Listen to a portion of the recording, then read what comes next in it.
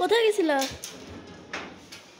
বাজারে গেছিলাম। বাজারে বাবা, কি আনছো? বাজারে জিনিসপত্র দাম, সবজির দাম তো 80 নিচে নাই, এত দাম সবজি। আসো আসো আসো, হ্যাঁ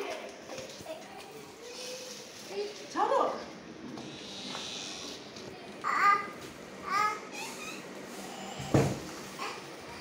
এত সবজির দাম, মাছের দাম, পুরো চিংড়ি আনছে। ডিম এটা? হ্যাঁ একটু অফ করে আমি ওখানে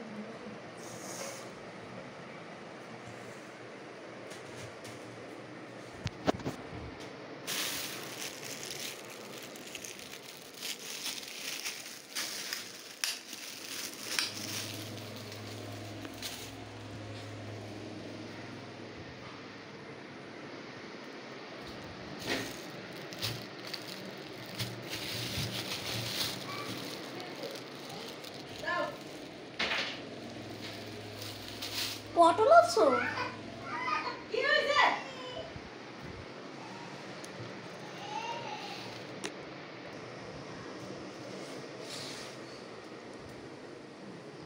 বাকিটা দেওয়া যাবে না। এত দাম বাবা, বাজারে অনেক দাম জিনিসপত্র। বাবা কি কি কি এখানে এখানে না পুরো শখ হয়ে গেছে।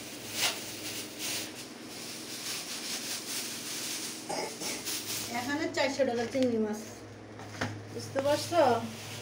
চিংড়ি মাছ খেতে চাও, তাহলে 400 টাকা চিংড়ি মাছ। বাজারে 80 টাকার নিচে কোনো সবজি নাই। মানুষের খাবেটা কি? আমাদের মতন মধ্যবিত্ত পরিবাররা বেঁচে থাকাটা বড় কষ্ট হয়ে দাঁড়াইছে। 500 টাকা নিলেও কিছু আসে না। আগে 500 টাকা নিলে একটা বাজার আসছে, এক ব্যাগ ভরে বাজার আসছে। বুঝছেন বন্ধুরা, আমাদের মতন মধ্যবিত্ত পরিবাররা বেঁচে থাকাটাই বড় কষ্ট।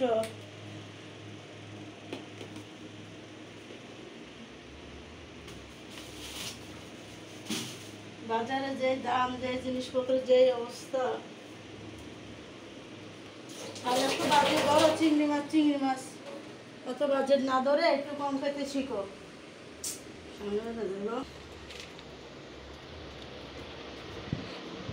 ডিম নিয়ে আসলাম জিনিসের জন্য, রাখে না একসময় কইতে বলে না।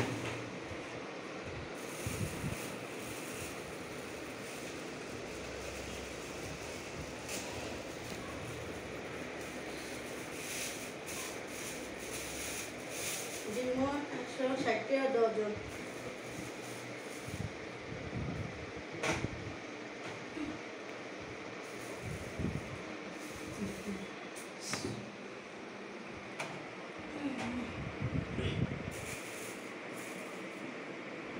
আপনারা হয়তো বলবেন যে ফ্রিজটা এভাবে কেন রেখেছেন, টেবিলের উল্টা ছেড়ে, কিন্তু ওই যে আমার বাবা শোনা, ও ফ্রিজের ভিতরে ঢুকে বসে থাকে, ফ্রিজের সবগুলা বের করে ফেলাইয়া দেয়, ইংলুম ভেঙে একদম এক্সট্রা করে দেবে।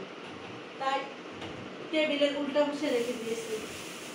আমার মতন আপনাদের যাদের বাচ্চা আছে তারা বুঝতে পারবেন বাচ্চার যন্ত্রণা। এখন চিংড়ি মাছটি ফ্রিজে রেখে দেবো, পরে কাটবো, একটু কাজ আছে।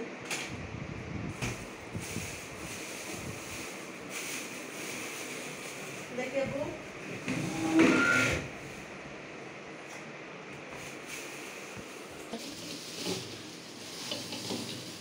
এখন কি রান্না করবা? এখন করবো কি রান্না করো? পুঁই শাক দিয়ে চিংড়ি মাছ দিয়ে খাওয়া? হ্যাঁ, পুষে দিয়েছি। ও আচ্ছা, ওটা তো খাইছি। তাহলে পটল ভাজি করো। পটল ভাজি? হ্যাঁ, পটল ভাজি খাবো। কলমি শাক দিয়ে তারপরে একটু ইয়ে দিয়ে রান্না করো, মাছ দিয়ে। কি আসো আসো আসো আসো, ওই লাইটটা অফ করে দাও, লাইটটা অফ করে দাও।